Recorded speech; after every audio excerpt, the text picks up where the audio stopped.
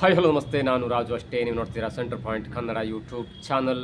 ದೆಹಲಿಯಲ್ಲಿ ಸೋನಿಯಾ ರಾಹುಲ್ ಭೇಟಿಯಾದಂಥ ಸಿದ್ದರಾಮಯ್ಯ. ಶನಿವಾರ ಅಂದರೆ ನಾಳೆ CLP ಸಭೆ, ರವಿವಾರ DK ಶಿವಕುಮಾರ್ ಅವರ ಪದಗ್ರಹಣ ಸಮಾರಂಭ. ಸಿದ್ದರಾಮನ ಬಾಣವನ್ನು ತಡೆ ಹಿಡಿದಂಥ DK ಶಿವಕುಮಾರ. ಏನಿದು ಹೊಸ ಅಪ್ಡೇಟ್ ಇವೆಲ್ಲವನ್ನು ನೋಡೋದಕ್ಕಿಂತ ಮೊದಲು ಇಲ್ಲಿ ತನಕ ನಮ್ಮ ಚಾನಲ್ನ ಸಬ್ಸ್ಕ್ರೈಬ್ ಮಾಡಿಲ್ಲ ಅಂದರೆ ಈಗಲೇ ಸಬ್ಸ್ಕ್ರೈಬ್ ಮಾಡಿ, ಜೊತೆಗೆ ಕಾಮೆಂಟ್ಗಳ ಮುಖಾಂತರ ತಮ್ಮ ಅಭಿಪ್ರಾಯವನ್ನು ತಿಳಿಸಬಹುದು. ಎಸ್ ವೀಕ್ಷಕರೇ, ಕಳೆದ 6 ತಿಂಗಳಲ್ಲಿ ಆರು ತಿಂಗಳಿಂದ ಆಗ್ತಾ ಇದ್ದಂಥ ಈ CM ಪಟ್ಟದ ಗುದ್ದಾಟ ಕೊನೆಗೂ ನಿನ್ನೆ ಅಂತ್ಯವಾಗಿದೆ. ಸ್ವತಃ ಸಿದ್ದರಾಮಯ್ಯನವರು ತಮ್ಮ ಒಂದು CM ಹುದ್ದೆಗೆ ರಾಜೀನಾಮೆಯನ್ನು ಕೂಡ ಸಲ್ಲಿಸಿದರು. ಇವತ್ತು ಆ ರಾಜೀನಾಮೆ ಕೂಡ ಅಂಗೀಕಾರವಾಗಿದೆ. ಅದರ ಅರ್ಥ ಈಗ ಸಿದ್ದರಾಮಯ್ಯನವರು ಮಾಜಿ ಮುಖ್ಯಮಂತ್ರಿ ಆಗಿದ್ದಾರೆ. 8 ವರ್ಷಗಳ ಕಾಲ ರಾಜ್ಯವನ್ನು ಮುನ್ನಡೆಸಿದಂಥ ಮತ್ತು ಕರ್ನಾಟಕ ಇತಿಹಾಸದಲ್ಲಿ ಅತ್ಯಂತ ಜಾಸ್ತಿ ಅವಧಿಗೆ ಮುಖ್ಯಮಂತ್ರಿ ಆಗಿದ್ದಂಥ ಒಂದು ದಾಖಲೆ, ಒಂದು ಅಪರೂಪದ ದಾಖಲೆ ಸಿದ್ದರಾಮಯ್ಯನವರ ಹೆಗಲ ಮೇಲಿದೆ. ಮತ್ತು ಸಿದ್ದರಾಮಯ್ಯನವರು ಆ ಕಿರೀಟವನ್ನು ಹೊತ್ತುಕೊಂಡು ತಿರುಗಾಡಲೇಬೇಕಾಗಿದೆ. ಮತ್ತು ಅಂಥ ಒಂದು ದಾಖಲೆಯನ್ನು ಹೊತ್ತುಕೊಂಡಂಥ ಅಂಥ ಒಂದು ದಾಖಲೆಗೆ ಪಾತ್ರರಾದಂಥ ಸಿದ್ದರಾಮಯ್ಯನವರಿಗೆ ಪ್ರತಿಯೊಬ್ಬರು ಕೂಡ ಒಂದು ಸಲ್ಯೂಟನ್ನು ಹೊಡಲೇಬೇಕಾಗುತ್ತೆ. ಯಾವುದೇ ಒಂದು ಕಾಂಟ್ರವರ್ಸಿ, ವೈಯಕ್ತಿಕವಾಗಲಿ ಮತ್ತು ಸರ್ಕಾರದಲ್ಲಾಗಲಿ ಯಾವುದೇ ಒಂದು ಕಾಂಟ್ರವರ್ಸಿ ಇಲ್ಲದೆ ಸರ್ಕಾರವನ್ನು 8 ವರ್ಷ ಒಬ್ಬ ನಂಬರ್ 1 ಸ್ಥಾನದಲ್ಲಿ ನಿಂತ್ಕೊಂಡು ಕರ್ನಾಟಕವನ್ನು ಮುನ್ನಡೆಸಿದಂಥ ರೀತಿ ಇದೆಯಲ್ಲ, ಅದು ನಿಜಕ್ಕೂ ಕೂಡ ಶ್ಲಾಘನೀಯ. ನಿನ್ನೆ ಸಿದ್ದರಾಮಯ್ಯನವರು ರಾಜೀನಾಮೆ ಕೊಟ್ಟ ಬಳಿಕ ಒಂದು ಪ್ರೆಸ್ ಮೀಟ್ ಮಾಡ್ತಾರೆ. ಆ ಪ್ರೆಸ್ ಮೀಟ್ನಲ್ಲಿ ಅಂದರೆ ಪತ್ರಿಕಾಗೋಷ್ಠಿಯಲ್ಲಿ 1 ಗಂಟೆಗಳು ಕಾಲ ಹೆಚ್ಚು ಅವಧಿಯಲ್ಲಿ ಮಾತನಾಡ್ತಾರೆ. ಆ ಮಾತನ್ನು ನೋಡ್ತಾ ಇದ್ರೆ ಎಲ್ಲೋ ಒಂದು ಕಡೆ ಮತ್ತೊಂದು 18ನೇ ಬಜೆಟನ್ನು ಮಂಡನೆ ಮಾಡಿದೆ ಅನ್ನುವಂಥ ಒಂದು ಹಂತಕ್ಕೆ ಭಾಸವಾಗ್ತಿತ್ತು. ಯಾಕಂದರೆ ಅವರು ಬಜೆಟ್ನಲ್ಲಿ ಏನು ಹೇಳಿದ್ರು, ಆ ಸಂಖ್ಯೆ, ಆ ಲೆಕ್ಕಾಚಾರ ಎಲ್ಲವೂ ಕೂಡ ಮತ್ತೊಮ್ಮೆ ಅದನ್ನು ಸಾಬೀತುಪಡಿಸುವ ನಿಟ್ಟಿನಲ್ಲಿ ಹೇಳಿದ್ರು. ಆದರೆ ಯಾಕೆ ಸಾಲ ಮಾಡಿದ್ರಿ ಎನ್ನುವಂಥ ಪ್ರಶ್ನೆಗೆ ಸರಿಯಾಗಿ ಉತ್ತರ ಕೊಡದೆ ಅವರು ಕೇಂದ್ರದ ಮೇಲೆ ಗೂಬಿ ಕೂರಿಸುವಂಥ ಕೆಲಸವನ್ನು ಕೂಡ ಮಾಡಿದ್ರು. ಇನ್ನು ನಿನ್ನೆ ಒಂದು ಪತ್ರಿಕಾಗೋಷ್ಠಿಯಲ್ಲಿ ಒಂದು ಗಮನಿಸ್ತಾ ಹೋದರೆ ಪಕ್ಕದಲ್ಲೇ ಅವರು ಪರಮೇಶ್ವರ್ ಅವರನ್ನ ಕೂರಿಸ್ಕೊಂಡಿದ್ರು. ಹಾಗಾಗಿ ಎಲ್ಲೋ ಒಂದು ಕಡೆ ಸ್ವಲ್ಪ ಗೊಂದಲ ಇತ್ತು. DK ಶಿವಕುಮಾರ್ ಅವರ ಬದಲು ಸಿದ್ದರಾಮಯ್ಯನವರು ಪರಮೇಶ್ವರ್ ಅವರಿಗೆ ಮಣಿ ಹಾಕ್ತಾ ಇದ್ದಾರೆ ಎನ್ನುವಂಥ ಒಂದು ಗೊಂದಲ ಇತ್ತು. ಸುದ್ದಿ ಮಾಧ್ಯಮದಲ್ಲೂ ಕೂಡ ಅಥವಾ ಅನೇಕ ಒಂದು ಸೋಷಿಯಲ್ ಮೀಡಿಯಾದಲ್ಲೂ ಕೂಡ DK ಶಿವಕುಮಾರ್ ಅವರಿಗೆ CM ಪಟ್ಟ ಕೊಡಲ್ಲ, ಪರಮೇಶ್ವರ್ ಅವರಿಗೆ ಕೊಡ್ತಾರೆ ಎನ್ನುವಂಥ ಮಾತಿದ್ರು ಕೂಡ ಇಲ್ಲಿ ಒಂದು ಕ್ಲಿಯರಾಗಿ ಹೇಳಿಬಿಡ್ತೇನೆ. ಒಂದು ವೇಳೆ ಸಿದ್ದರಾಮಯ್ಯನವರು DKಶಿಯ ಬದಲು ಪರಮೇಶ್ವರ್ ಅವರಿಗೆ CM ಪಟ್ಟವನ್ನು ಕೊಡೋದಾದರೆ ಅಥವಾ ಹೈಕಮಾಂಡ್ ಆ ಬಗ್ಗೆ ಚಿಂತೆ ಮಾಡಿದರೆ ಯಾಕೆ ಸುಮ್ಮನೆ ಸಿದ್ದರಾಮಯ್ಯನವ್ರನ್ನ ಕೆಳಗಿಳಿಸಬೇಕಿತ್ತು? ಸಿದ್ದರಾಮಯ್ಯನವರು ಪರಮೇಶ್ವರ್ ಮತ್ತು DK ಶಿವಕುಮಾರ್ಗಿಂತ ಪ್ರಬಲ ಮತ್ತು ಒಂದು ಜನಪ್ರಿಯ ಮತ್ತು ಆಡಳಿತಾತ್ಮಕವಾಗಿ ಬೆಟರ್ ಮುಖ್ಯಮಂತ್ರಿ ಆಗಿದ್ದರು. ಹೀಗಾಗಿ ಒಂದು ವೇಳೆ ಸಿದ್ದರಾಮಯ್ಯನವ್ರನ್ನ ಇಳಿಸಿ ಪರಮೇಶ್ವರ್ ಅವರನ್ನ ನೀವು ಕೊಡುವ ಹಾಗಿದ್ರೆ ಯಾಕೆ ಸಿದ್ದರಾಮಯ್ಯನವರು ಇಳಿಸುವಂಥ ಪರಿಸ್ಥಿತಿ ಬಂತು? ಸೊ ಇದೆಲ್ಲ ಊಹಾಪೋಹ. ಸಿದ್ದರಾಮಯ್ಯನವರು ಕೆಳಗಿಳಿದಿದ್ದಾರೆ ಮತ್ತು DK ಶಿವಕುಮಾರ್ ಅವರು ರವಿವಾರ ಮುಖ್ಯಮಂತ್ರಿಯಾಗಿ ಪದಗ್ರಹಣವನ್ನು ಹೊಂತಾರೆ. ಜೊತೆಗೆ ನಿನ್ನೆ ರಾಜೀನಾಮೆ ಕೊಟ್ಟು ಒಂದು ಪತ್ರಿಕಾಗೋಷ್ಠಿ ನಡೆಸಿದ ನಂತರ ನೇರವಾಗಿ ಡೆಲ್ಲಿಗೆ ಹೋಗ್ತಾರೆ. ಡೆಲ್ಲಿಗೆ ಹೋಗುವ ಮಾರ್ಗದಲ್ಲಿ ಸ್ವಲ್ಪ ಫ್ಲೈಟಿಗೆ ಸ್ವಲ್ಪ ಸಮಸ್ಯೆ ಆಗುತ್ತೆ, ಜೈಪುರದಲ್ಲಿ ಲ್ಯಾಂಡ್ ಆಗ್ತಾರೆ ಮತ್ತು ಅದಾದ ನಂತರ ಅವರು ಡೆಲ್ಲಿಗೆ ಹೋಗ್ತಾರೆ. ಇವತ್ತು ದೆಹಲಿಯ ಸೋನಿಯಾ ಗಾಂಧಿ ನಿವಾಸ ಅಂದರೆ 10 ಜನಪದಲ್ಲಿರುವಂಥ ಸೋನಿಯಾ ಗಾಂಧಿ ನಿವಾಸ ಮತ್ತು ರಾಹುಲ್ ಗಾಂಧಿ ಅವರ ಮನೆಗೆ ಭೇಟಿ ಕೊಡ್ತಾರೆ. ಅದೊಂದು ಕರ್ಟಿಸಿ ಅಂತ ಹೇಳ್ಬೋದು. ಯಾಕಂದರೆ 8 ವರ್ಷಗಳ ಕಾಲ ಒಂದು ಅವಕಾಶವನ್ನು ಮಾಡಿಕೊಟ್ಟಂಥ ಸೋನಿಯಾ ಗಾಂಧಿ ಮತ್ತು ರಾಹುಲ್ ಗಾಂಧಿಗೆ ಒಂದು ಧನ್ಯವಾದನ ಹೇಳಿ ಮತ್ತೆ ಈಗ ಬೆಂಗಳೂರು ಕಡೆ ಹೊರಟಿದ್ದಾರೆ. ಅಲ್ಲೇನು ದೊಡ್ಡದೇನು ಚರ್ಚೆಯಾಗಿಲ್ಲ. ಆ ಹೊತ್ತಿಗೆ ಸಿದ್ದರಾಮಯ್ಯನವರು ತಮ್ಮ ಮಗನನ್ನು ಕೂಡ ಕರ್ಕೊಂಡು ಹೋಗಿದ್ರು, ಜೊತೆಗೆ ಸುರ್ಜೇವಾಲಾ ಕೂಡ ಇದ್ದರು. ಇದು ಒಂದು ಹಂತಕ್ಕೆ ಮಗನನ್ನು ಮುಂದಿನ ರಾಜಕಾರಣಕ್ಕೆ ಸ್ವಲ್ಪ ತೋರಿಸುವುದು, ಜೊತೆಗೆ ಈಗಲೂ MLC ಆಗಿದ್ದರೆ ಮುಂದೆ ತನ್ನ ಕ್ಷೇತ್ರದಲ್ಲಿ ಮತ್ತೆ ಅವರಿಗೆ ಟಿಕೆಟ್ ಕೊಡೋದಾಗಲಿ ಮತ್ತು ಮುಂದಿನ ದಿನಗಳಲ್ಲಿ ಅವರಿಗೆ ಒಳ್ಳೆಯ ಸ್ಥಾನಮಾನ ಮತ್ತು ಈಗ ಕೂಡ ಒಂದು ಒಳ್ಳೆಯ ಕ್ಯಾಬಿನೆಟ್ ಹುದ್ದೆಯನ್ನು ಕೊಡೋದಾಗಿ ಮಾತುಕತೆ ಮತ್ತು ಅದನ್ನು ತೋರ್ಪಡೆಗೆ ಕರ್ಕೊಂಡು ಹೋಗಿದ್ದು ಬಿಟ್ಟು ಯಾವುದೇ ಕಾರಣಕ್ಕೂ ಕೂಡ ಸರ್ಕಾರದಲ್ಲಿ ಏನಿರಬೇಕು ಏನಿರಬಾರ್ದು ಎನ್ನುವ ಚರ್ಚೆ ಇವತ್ತು ಸದ್ಯಕ್ಕೆ ಆಗಿಲ್ಲ. ಅದಾದ ನಂತರ ಅವರು ನಾಳೆ ಸುರ್ಜೇವಾಲಾ ಮತ್ತು ವೇಣುಗೋಪಾಲ್ ಅವರ ಪ್ರಕಾರ ನಾಳೆ ಎಲ್ಲವೂ ಕೂಡ ಆಗುತ್ತೆ. ಒಂದು ಖಾಸಗಿ ಹೋಟ್ಲಲ್ಲಿ CLP ಮೀಟಿಂಗ್ ಆಗುತ್ತೆ. CLP ಮೀಟಿಂಗ್ನಲ್ಲಿ ಸುಮ್ಮನೆ ಕೂತ್ಕೊಂಡು ಮಾತನಾಡ್ಕೊಂಡು ಟೀ ಕುಡಿದು ಸ್ವಲ್ಪ ಏನೋ ಅದು ಇದು ತಿಂದು ಮೀಟಿಂಗ್ ಮುಕ್ತಾಯ ಆಗುತ್ತೆ. ಮೀಟಿಂಗ್ ಮುಕ್ತಾಯವಾದ ನಂತರ ಅಧಿಕೃತವಾಗಿ DK ಶಿವಕುಮಾರ್ ಅವರು ನೂತನ ಶಾಸಕಾಂಗ ಪಕ್ಷದ ನಾಯಕರಾಗಿ ಹೊರಹೊಮ್ಮುತ್ತಾರೆ ಮತ್ತು ಹೊರಹೊಮ್ಮಿದ ನಂತರ ಅವರು ರಾಜ್ಯಪಾಲರಿಗೆ ಸ್ವಲ್ಪ ಸಮಯ ಕೇಳ್ತಾರೆ, ಪ್ರಮಾಣ ವಚನಕ್ಕೆ ಸಮಯ ಕೇಳ್ತಾರೆ ಮತ್ತು ಸರ್ಕಾರ ರಚನೆಗೆ ಸಮಯ ಕೇಳ್ತಾರೆ. ರವಿವಾರ ಗೋಧೂಳಿ ಸಮಯದಲ್ಲಿ ಪ್ರಮಾಣ ವಚನ ಕಾರ್ಯಕ್ರಮ ಆಗುವಂಥ ಎಲ್ಲ ಸಾಧ್ಯತೆ ಇದೆ, ಸಾಯಂಕಾಲ 5 ಗಂಟೆ ಸುಮಾರಿಗೆ. ಯಾಕಂದರೆ DK ಶಿವಕುಮಾರ್ ಒಂದು ಕಡೆ ಸ್ವಲ್ಪ ಮುಹೂರ್ತ, ದೇವರು ಅದು ಇದು ಎಲ್ಲ ನಂಬ್ತಾರೆ. ಹಾಗಾಗಿ ಗೋಧೂಳಿ ಸಮಯದಲ್ಲಿ ಪ್ರಮಾಣ ವಚನ ಕಾರ್ಯಕ್ರಮ ಆಗುತ್ತೆ. ಆ ಪ್ರಮಾಣ ವಚನ ಕಾರ್ಯಕ್ರಮ ಎಲ್ಲಾಗುತ್ತೆ?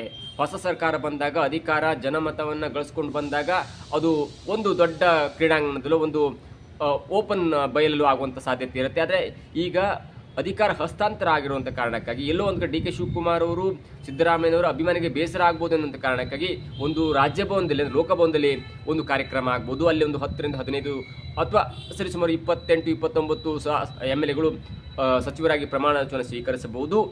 ಲೋಕಭವನ ಇಲ್ಲ ಅಂದರೆ ಸ್ವಲ್ಪ ಜಾಸ್ತಿ ಜನ ಬರ್ಬೋದು, ಯಾಕಂದರೆ ಮಾಗಡಿ ಬಾಲಕೃಷ್ಣ ಹೇಳಿದಂತೆ ಸಾವಿರಾರು ಲಕ್ಷಾಂತರ ಸಂಖ್ಯೆಯಲ್ಲಿ ಜನ ಬರುವಂಥ ಸಾಧ್ಯತೆ ಇದೆ ಅನ್ನುವಂಥ ಕಾರಣಕ್ಕಾಗಿ ವಿಧಾನಸೌಧದ ಮುಂಬಾಗಿಲ ಮೇಲೆ ಪ್ರಮಾಣ ವಚನ ಸ್ವೀಕಾರ ಸಮಾರಂಭ ಆಗುವಂಥ ಸಾಧ್ಯತೆ ಇದೆ. ಒಂದು ಲೋಕಭವನ ಆರ್ ಎಲ್ಸ್ ವಿಧಾನಸೌಧದ ಈ ಮೆಟ್ಟಿಲುಗಳ ಮೇಲೆ ರವಿವಾರ ಗೋಧೂಳು ಸಮಯದಲ್ಲಿ ಪ್ರಮಾಣ ವಚನ ಕಾರ್ಯಕ್ರಮ ಆಗಬಹುದು.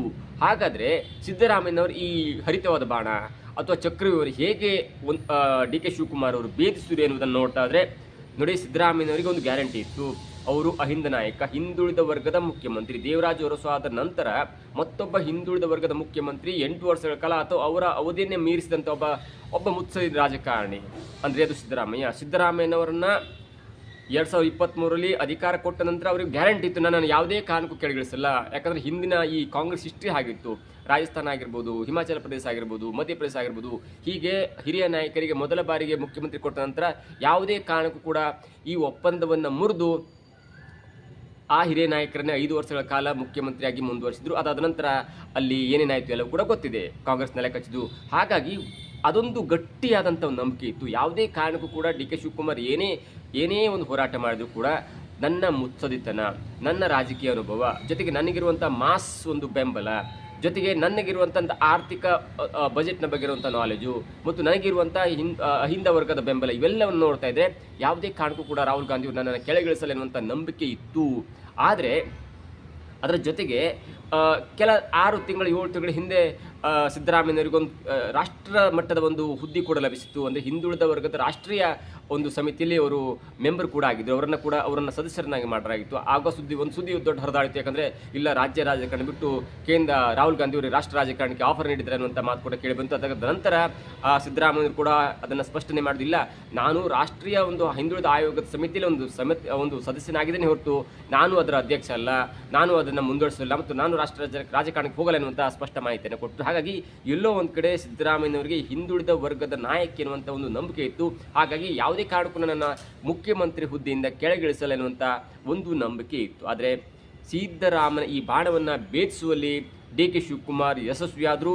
ಅವರು 3 ಎಕ್ಸಾಂಪಲ್ ಕೊಟ್ಟರು. ಒಂದು ರಾಜಸ್ಥಾನ ಎಕ್ಸಾಂಪಲ್ ಕೊಟ್ಟರು, ಜೊತೆಗೆ ಹಿಮಾಚಲ ಪ್ರದೇಶ, ಮಧ್ಯಪ್ರದೇಶ ಎಕ್ಸಾಂಪಲ್ ಕೊಟ್ಟರು. ಅಲ್ಲಿ ಏನೇನಾಯಿತು ಎಲ್ಲವನ್ನು ಹೇಳಿದ್ರು. ಮತ್ತು ಈ ಬೇರೆ ಒಂದು ಚುನಾವಣೆ, ರಾಜ್ಯ ಚುನಾವಣೆ ತನ್ನನ್ನು ಉಸ್ತುವಾರಿಯಾಗಿ ಮಾಡಿದ ನಂತರ ನಾನು ಯಾವ ಲೆವೆಲ್ಗೆ ಧನ ಸಹಾಯವನ್ನು ಮಾಡಿದ್ದೇನೆ, ಜೊತೆಗೆ ಎಲ್ಲವೂ ಕೂಡ ನಾನು ತೆಲಂಗಾಣದ ಒಂದು ಇಲೆಕ್ಷನ್ನಲ್ಲಿ ಉಸ್ತುವಾರಿ ವಹಿಸ್ಕೊಳ್ಳೋದಾಗಿರ್ಬೋದು, ಅಸ್ಸಾಂ ಆಗಿರ್ಬೋದು, ಹೀಗೆ ಬೇರೆ ದೆಹಲಿಯಲ್ಲಿ ಉಸ್ತುವಾರಿ ವಹಿಸ್ಕೊಳ್ಳೋದಾಗಿರ್ಬೋದು, ಎಲ್ಲವನ್ನು ಮನವರಿಕೆ ಮಾಡಿಕೊಟ್ಟ ನಂತರ ಒಂದು ಕಡೆ ಪ್ರಿಯಾಂಕಾ ಗಾಂಧಿಯವರಿಗೆ ಹತ್ತಿರ ಆಗ್ತಾ ಬಂದರು.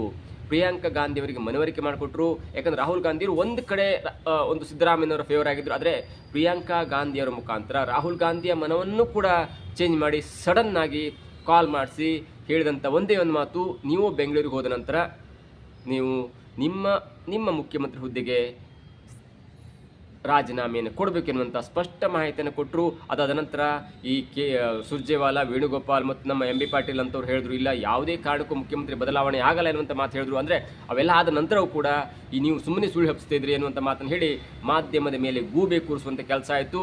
ಅದಾದ ನಂತರನೇ ಸುದ್ದಿಗೋಷ್ಠಿಯಲ್ಲಿ ಸಿದ್ದರಾಮಯ್ಯ ಹೇಳ್ತಾರೆ, ನನ್ನನ್ನು ರಾಹುಲ್ ಗಾಂಧಿ ಕರೆದ್ರು ಮತ್ತು ರಾಜೀನಾಮೆ ಸಲ್ಲಿಸುವಂತೆ ಒತ್ತಾಯವನ್ನು ಮಾಡಿದ್ರು ಅಥವಾ ಸೂಚನೆ ಮಾಡಿದ್ರು. ಹಾಗೆ ನಾನು ರಾಜೀನಾಮೆಯನ್ನು ಕೊಡ್ತಿದ್ದೆ ಅನ್ನುವಂಥ ಮಾಹಿತಿಯನ್ನು ಹೇಳಿ ಒಂದು ಕಡೆ ಈ ಸುಳ್ಳಿನ ಕಂತಿಯನ್ನು ಬಹಿರಂಗವಾಗಿ ಒಪ್ಕೊಂಡ್ರು, ಅಂದರೆ ಅದನ್ನು ಬಹಿರಂಗಪಡಿಸಿದ್ರು. ಆದರೆ ಕೇರಳದ ಚುನಾವಣೆಯಲ್ಲಿ ಆದಂಥ ವೇಣುಗೋಪಾಲ್ ಮತ್ತು ವಿ ಡಿ ಸತೀಶನ್ ಅವರ ಮಧ್ಯೆ ಆದಂಥ ಈ ಹಗ್ಗಜಗ್ಗಾಟ ಕೂಡ ಡಿ ಕೆ ಶಿವಕುಮಾರ್ ಅವರಿಗೆ ಲಾಭ ಆಯಿತು. ವಿ ಡಿ ಸತೀಶನ್ ಅವರು ಹೇಳಿದ್ರಂತೆ, ಇಲ್ಲ ನೀವು ಕೈಗೊಳ್ಳುವಂಥ ನಿರ್ಧಾರದ ಮೇಲೆ ನಂಬಿಕೆ ಇಲ್ಲ, ನನಗೆ ಮುಖ್ಯಮಂತ್ರಿ ಈಗಲೇ ಮಾಡಬೇಕು, ಅದಾದ ನಂತರ 2.5 ವರ್ಷಗಳ ನಂತರ ನಾನು ಮುಖ್ಯಮಂತ್ರಿ ಮಾಡ್ತೀನಿ, ಅದನ್ನು ಒಪ್ಪಲ್ಲ ಎನ್ನುವಂಥ ಮಾತನ್ನು ಹೇಳಿದ್ದು ಕೂಡ ಡಿ ಕೆ ಶಿವಕುಮಾರಿಗೆ ಲಾಭ ಆಯಿತು.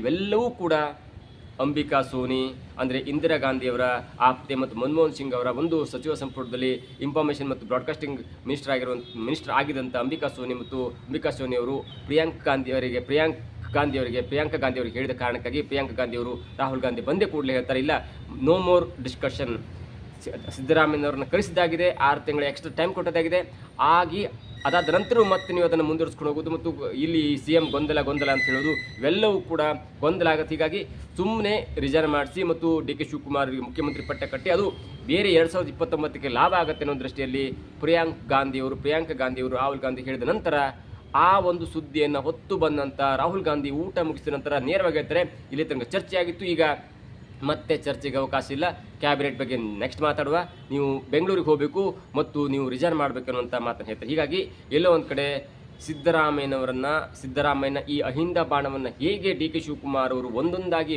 ಭೇದಿಸಿದ್ರು ಅನ್ನೋದಕ್ಕೆ ಇದು ಒಂದು ದೊಡ್ಡ ಸಾಕ್ಷಿಯಾಗತ್ತೆ.